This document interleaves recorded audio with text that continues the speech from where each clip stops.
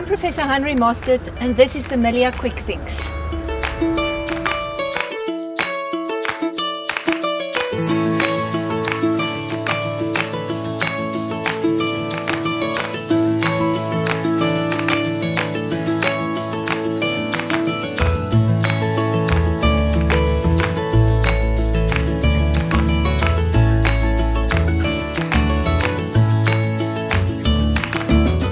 Mining Africa or mining asteroids, are we promoting the cosmos or are we promoting confusion?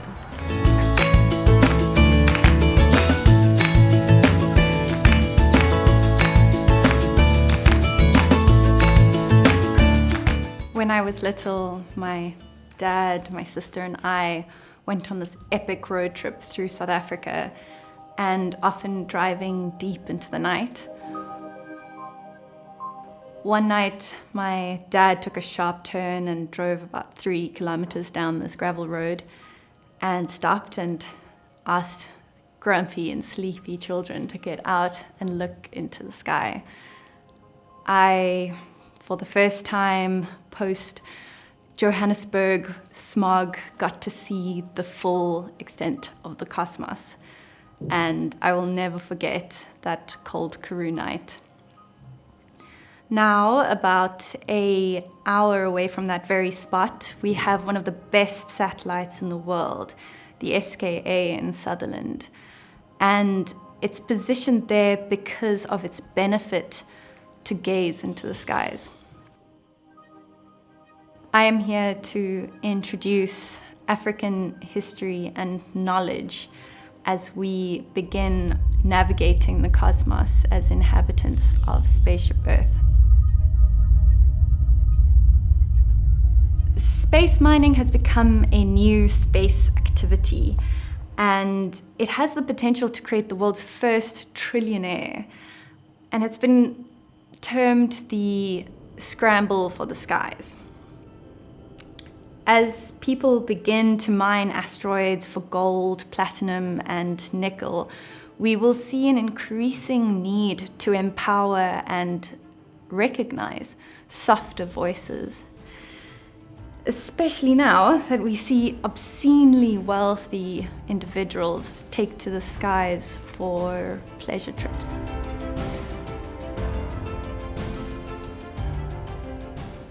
I am here to highlight 4 key socio-ecological concerns when it comes to this new space activity.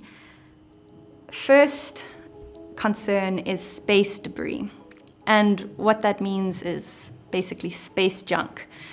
And this is a collection of material that's been left behind in space and has the potential to collide with other spacecraft, potentially being fatal to astronauts, as well as crash land back on Earth. A lot of the debris or the space junk can be quite radioactive, so that's a massive concern for us to be aware of. The second concern is the pollution of the Earth's atmosphere. Of greatest concern in that regard is the depletion of the ozone layer. And this happens when any spacecraft is launched out into space. The third concern is contamination.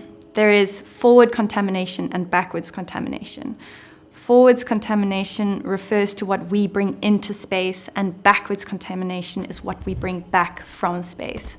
Forward contamination can irreparably harm celestial bodies that we haven't studied or understood properly. Backwards contamination is the pathogens that we have brought back with us, such as a mutant form of Salmonella, as well as other viruses that scientists have posited are brought from space, such as the Zika virus and HIV, as well as the common cold.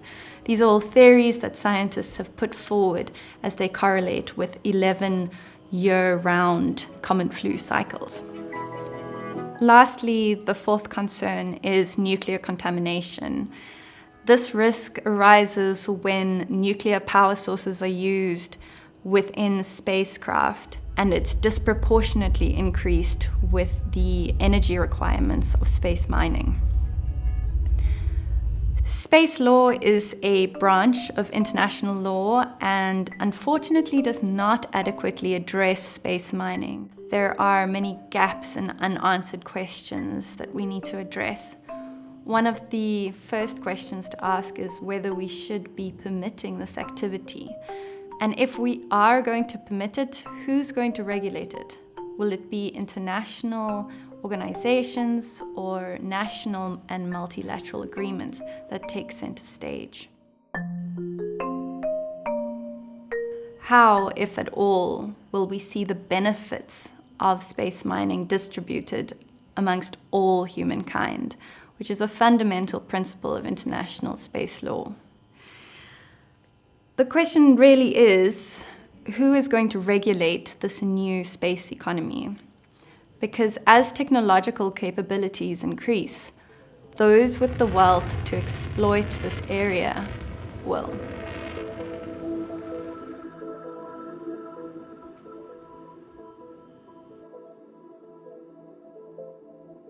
It is important to remain cognizant that self-interest and the disregard of socio-ecological concerns is at the root cause of many conflicts on Earth. Little is to say that this would be different in outer space, especially with the lack of governance possible. Africa bore the overwhelming burden of the first scramble, that being the scramble during the era of colonialization. The continent is a powerful collective of knowledge of what a curse natural resources can be. African stories should take center stage when we guide, mediate, and consider the second scramble. So at the beginning, you heard my story of how I met the cosmos. I will tirelessly try and protect this heritage. We must engage with history and try and establish communities of practice that are mutually beneficial and aim at figuring out sustainable space-related activities.